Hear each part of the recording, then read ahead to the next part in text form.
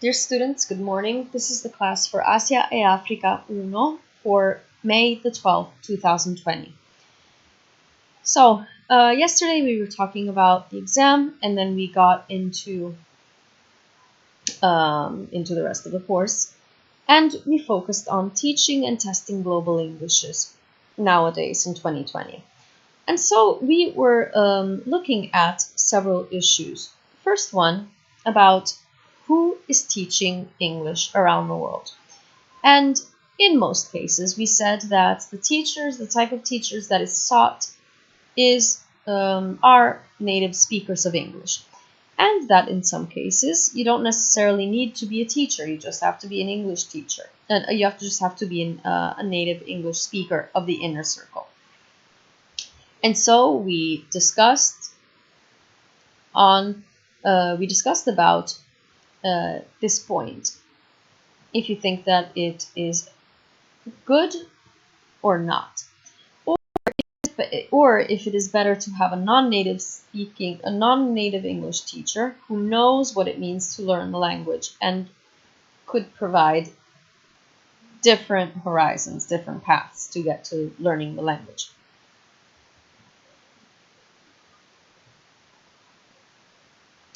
Plus, we also talked about what it means to test people around the world. And we said that this is quite a difficult task when we are dealing with the outer circle, because it is difficult to distinguish a mistake, the difference between a mistake and something that is related to the local variety of English. And we looked at several cases that actually showed these difficulties. Then we started talking about standards across channels. So how language is different depending on the channel, the means of communication that is used. And we looked at several theories, the first one of which looks at speaking and writing as two opposites. Writing and speaking are characterized by opposite aspects that we looked at in this chart over here.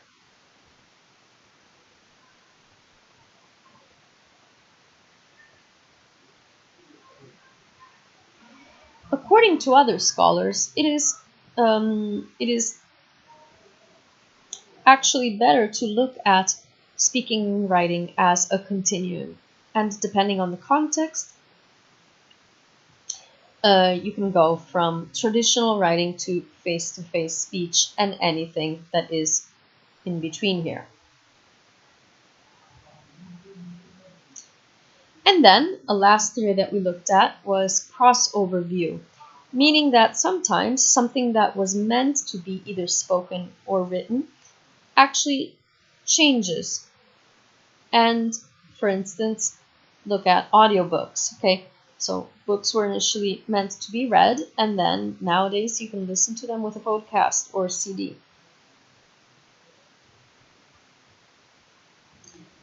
For this reason, Leach and other scholars prefer to talk more about typical speech and typical writing when they have to analyze the characteristics of these two channels.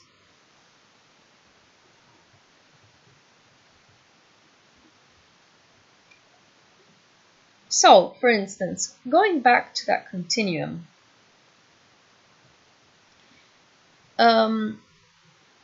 where would you put emails, chats, chat room conversation, text message, a Skype conversation, a Twitter exchange, a post on Facebook, a blog entry, a podcast, or a wiki?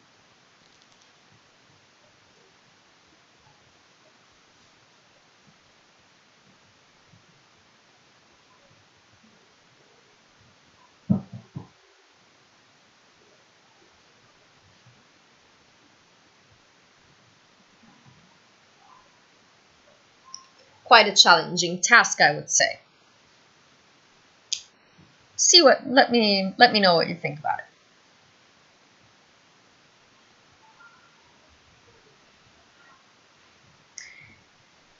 Now, second exercise for today.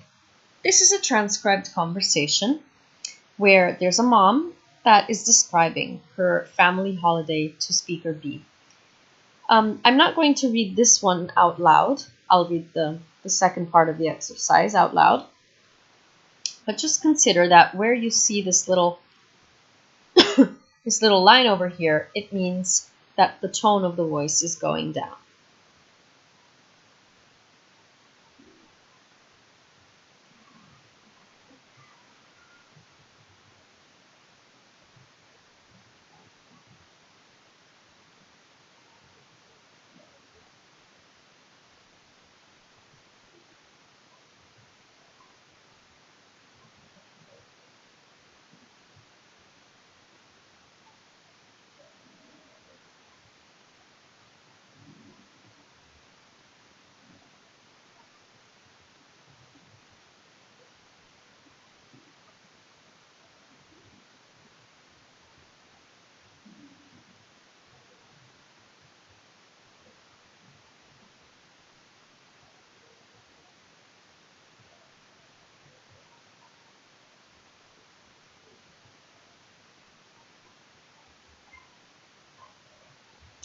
Now, Leach back in 1982 tried this experiment.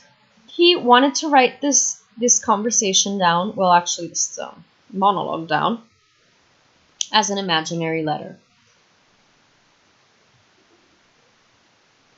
And so I'd like you to tell me, to notice, what are the differences between this letter that is 82, more than 30, well, almost 40 years old, and what you would write and how you would write an email. So I'll read this one for you. Dear B, I thought I would write and tell you about our summer holiday, which we spent on a farm. Every day, the children were up at the crack of dawn with the farmer. They went to the milking sheds with him and helped him feed the pigs, so that we barely saw them at all. Then we would have our breakfast in the kitchen. After breakfast, we usually did what we liked for a short while, and then went out. We had absolutely super weather, and so we usually went to a beach. But by about 4 o'clock, we were hot and had to come off the beach. Then we'd generally go and have some tea somewhere, just in case supper was delayed. When we got back, the children would go straight back on the farm.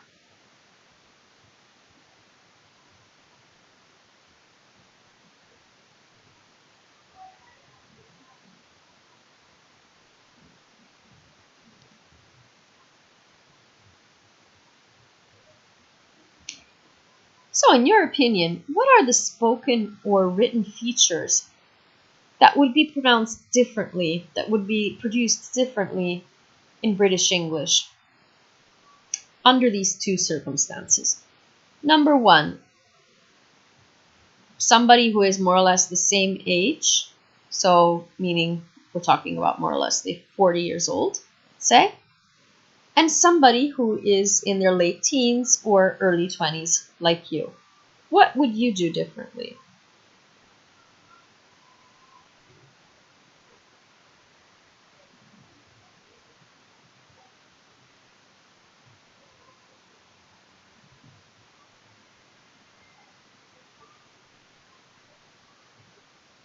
If you need time to write, you can just pause the video here and write a comment or however you prefer.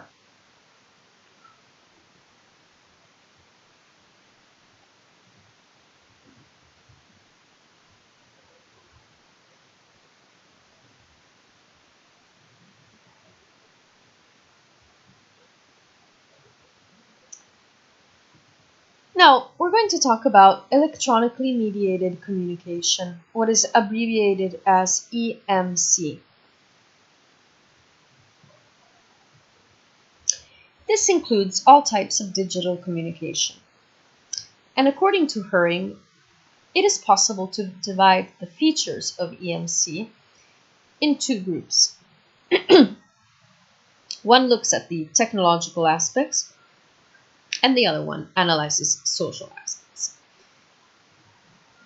As for technological characteristics, these include synchronicity, so real time or not, length, the limit of characters that it is possible to use. Okay, think about Twitter or SMS, text message. Persistence, how long is it possible to retrieve that message from the system after being received, of course, or after being sent, if we look at modern technology. The second set, so social characteristics, include these features. Participant characteristics, who is talking and to whom, or writing, of course. Topic and purpose of the message, what are they talking about and why are they writing the message.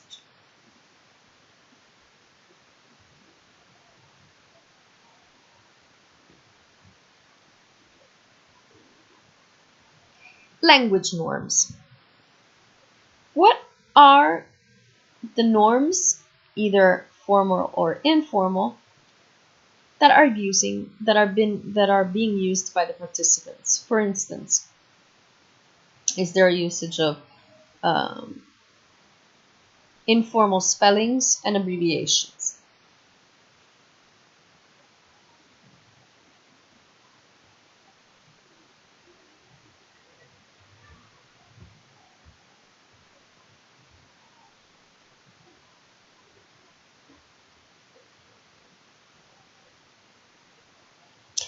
Now, I'm going to read a couple of emails that Jenkins received from young and old people. So I want you to try to distinguish emails that came from younger people and those who came from older people. And then there are also 4 that have been sent recently and 4 that were sent quite a long time ago. So see if you can distinguish the two.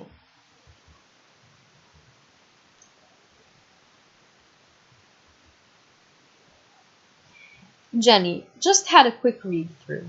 I think we have done a decent job in addressing the issues raised by the reviewers. Let's go for it with the first.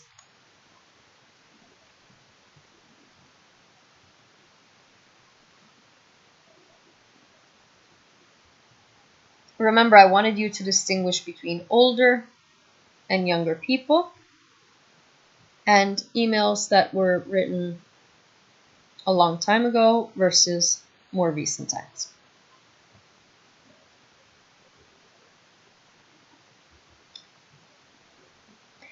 They won't be ready till the 30th. I'm afraid don't really want to let her go before then. But yes, sure, you're welcome to come and view and PayPal deposit to secure her. And then she omitted the reply. That would be fine. Like I said, deposit secures kitten. You're welcome to come anytime this week. Tomorrow's is my best day, if I'm honest with you. Here's my number if you need to ring me. That's great. See you then.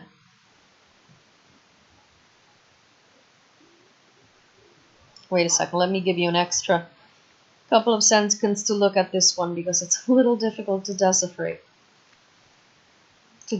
Sorry.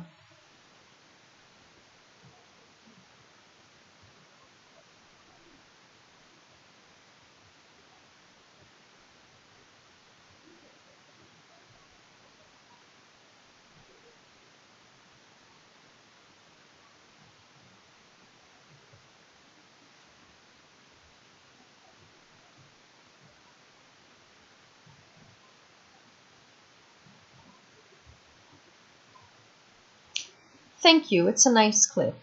I like the end. We got back from New York this morning. C had to go for a meeting. So I got an airfare for my birthday and celebrated with my almost twin who is married to an old friend of C's. So I found your card waiting in my post, and I loved it. The New Yorker does do great cat cards. Hope we meet soon when your deadlines have subsided.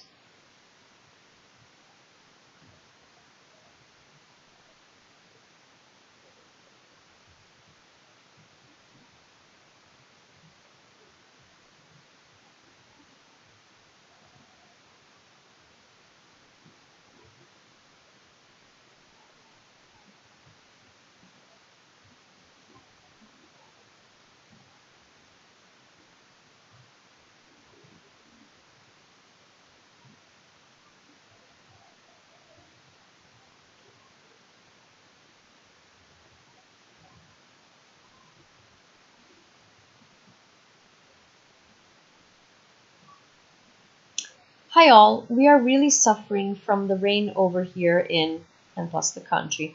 Hope you are all drier than we are. I am working with a copy editor, she's younger than me, on my forthcoming book, and he has commented that hence and thus are archaic. The book is a teacher training book addressed to teachers, not to academics, but it has bits of academic content. I am astonished that these words have lapsed into archaisms while I wasn't paying attention. But is she right? What do you think?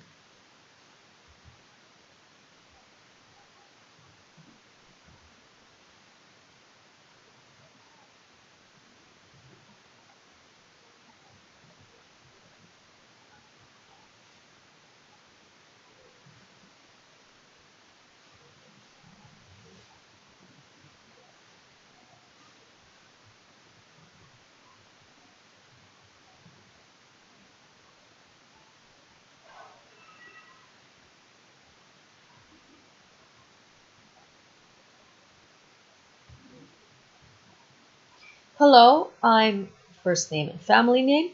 I just wanted to update you. I received my visa, my visa, and student accommodation assignment last week and have made my travel arrangements. I am due to arrive in the city on 21st September. Let's see if it continues a second. Okay. I am eagerly looking forward to beginning the program and I'm excited to work with you. Sincerely, and the first name.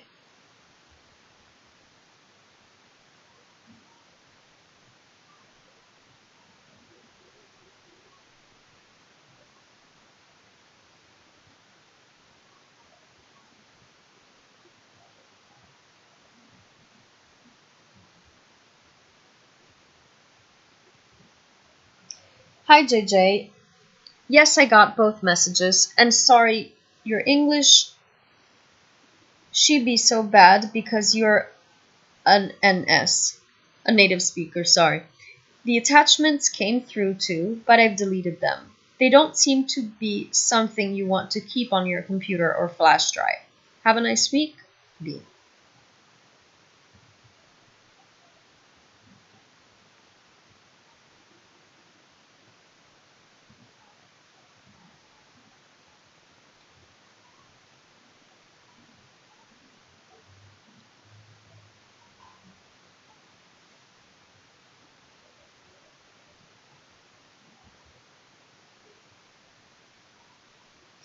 Dear Professor Jenkins, thank you very much for your kind assistance. The pertinent materials will be couriered to your office at due course. Yours sincerely, first name, family name.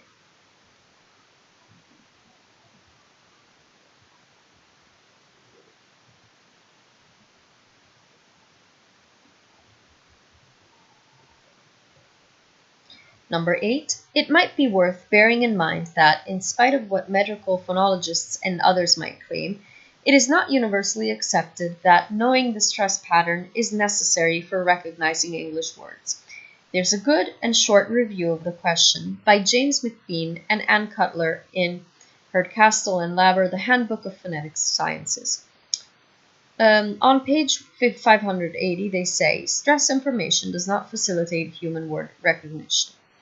I find the section on prosodic information in their chapter, Cognitive Processes in Speech Perception, very useful reading for my final year students. First name.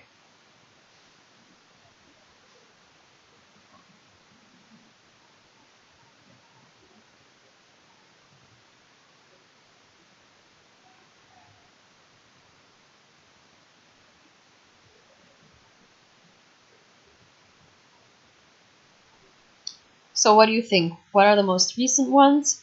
Which are the most recent ones? And what else did I say?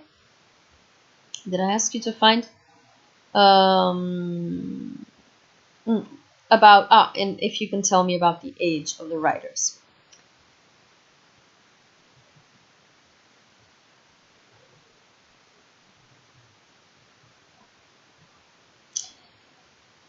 So, as you can see from these emails, as Baron points out,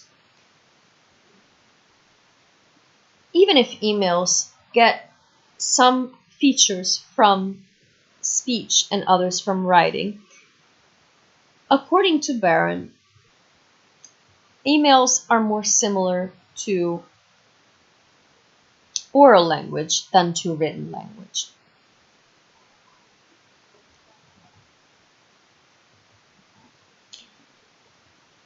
So, analyzing emails from the social dynamics point of view, we can say that emails are more similar to writing because those who are involved, the interlocutors, are physically separated.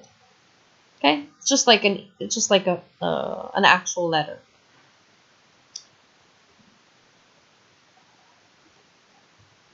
Then, as for the format, this is mixed. It's a mix of writing and speaking because it does last in time.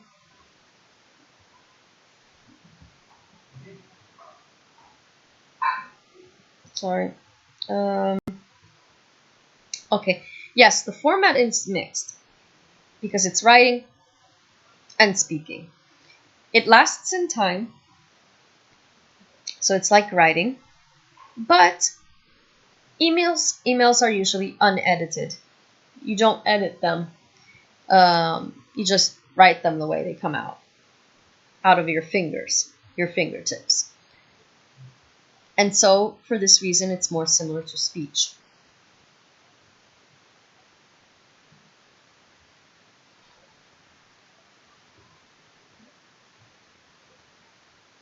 Let's look at grammar. Well, lexicon, lexis, is usually like speech. Okay, unless you're talking about a very formal email. And use lots of first and second person pronouns. So it's always I or you, be it formal or informal. Syntax, depending on the context, can be mixed and tend towards more a writing format if it's a formal email, or informal writing if it's the other way around.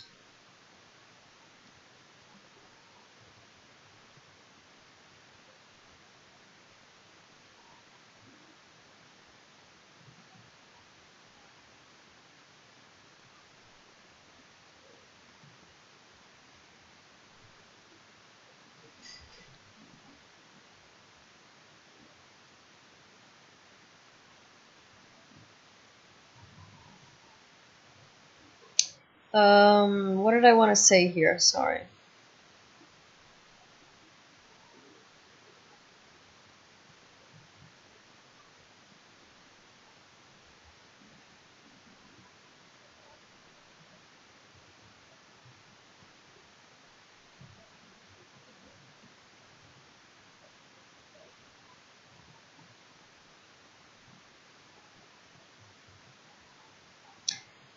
Okay. So as for syntax, it's mixed. It really depends on whether the email is formal or informal. There can be a high type token ratio. This means that there's a lot of depending, or if the email is formal, you're going to have lots of different words. If the email is informal, you're going to have the repetition of several words, the repetition of a limited number of words, but repeated a lot. And then there can be lots of subordinate clauses, and if, of course, it's a formal letter, if it's a formal email. Otherwise, just coordinate sentences.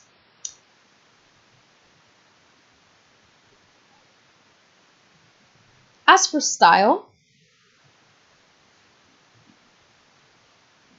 according to Barron, they are typically more like speech. Obviously, depending on the context, they are less formal than a usual written letter. And let's say that we tend to be free in what we are saying. So it might happen that we use emoticons and smileys, even when we're not supposed to use them.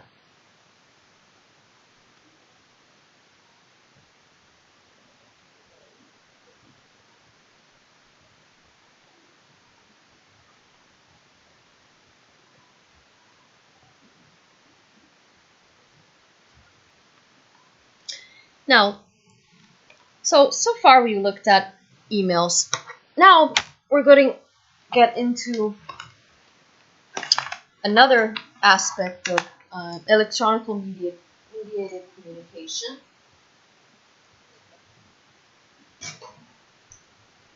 That is text messaging. Okay, or SMSs.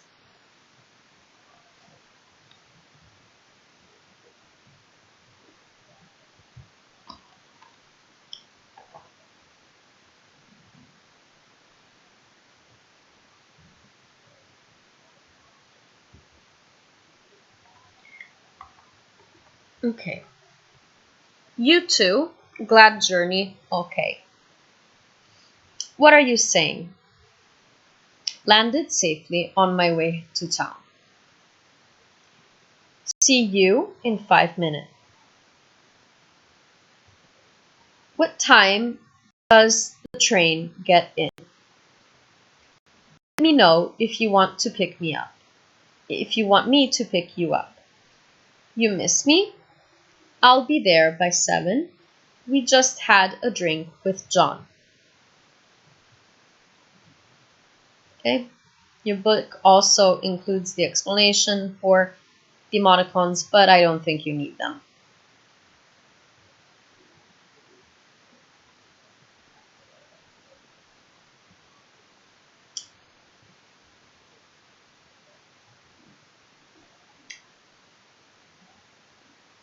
So, in your opinion, what are the social and technical features that are working here, and what is the difference between them and the emails?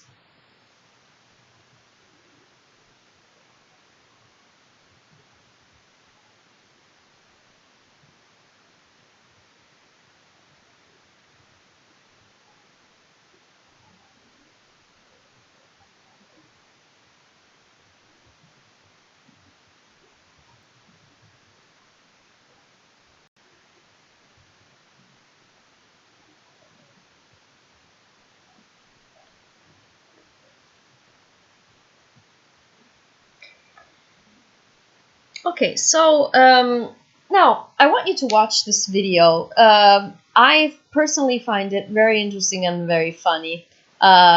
Brilliant, I would say. And it's a TV discussion with David Crystal, and it's on the TV program It's Only a Theory. In this video, David Crystal proposes his theory, according to which text messages and texting is good for English, for the evolution of English language. So it's last 10 minutes, and he gives several reasons to say that if actually text messaging is great for language. And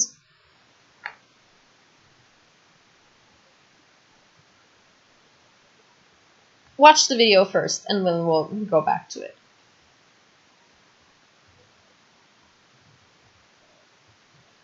So please pause the video now and watch this video.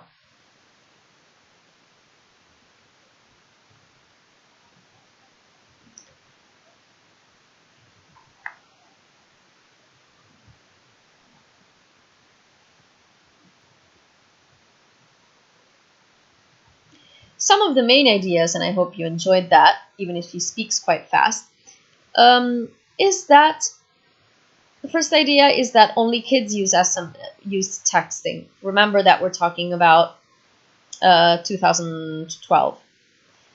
And that was completely false, because 80% of the phones were used by grown-ups, by adults. And plus, they calculated that only 10% of the words were abbreviated. A good point there is to say that if kids left letters out, it meant that they knew where to put them in the first place. Plus, it is also text messaging improved reading and writing skills. These are just some of the main points by David Crystal. But I ask you to leave a comment in the comment box about what did you think about David Crystal's video, especially for you guys that are no longer the text messaging generation, but we got into WhatsApp, and that means a totally different thing. So it would be nice to listen to you, to hear from you about what do you think about text messaging. Okay. And so then next time we'll get into Twitter. As for today, we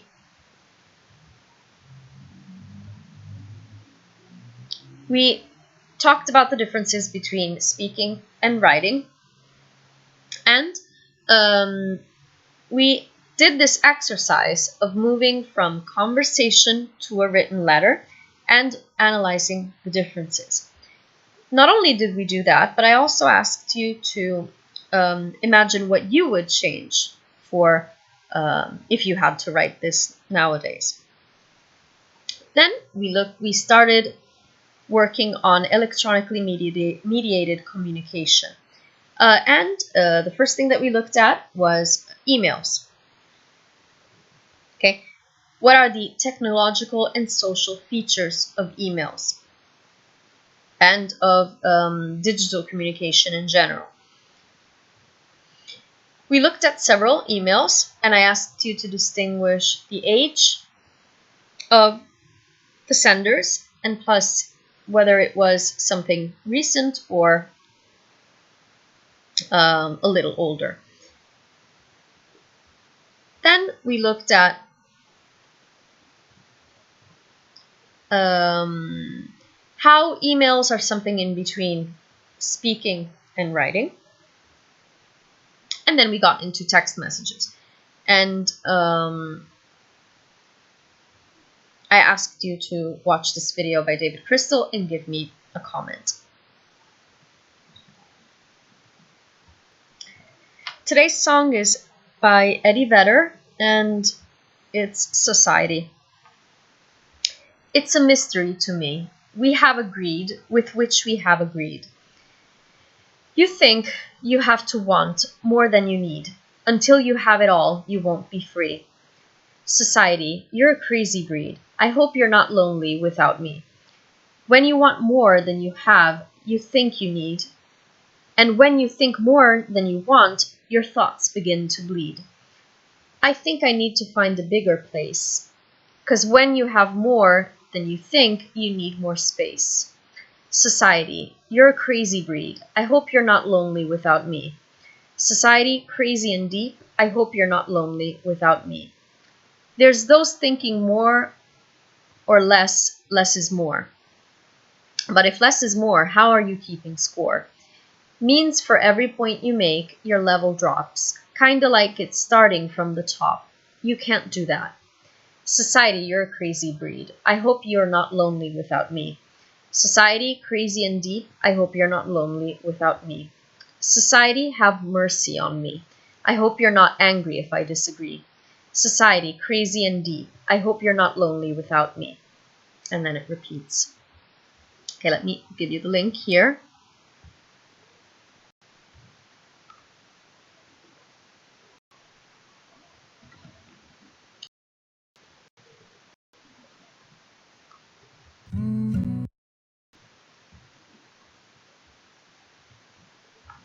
Okay, so for this class, you have to watch.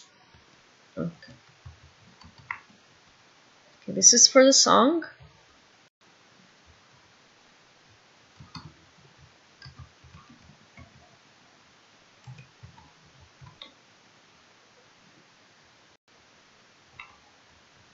And this is David Crystal's link.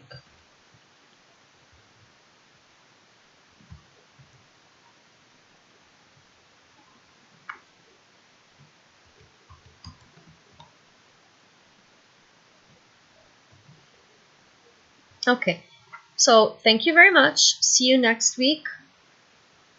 Stay healthy. Take care. Bye.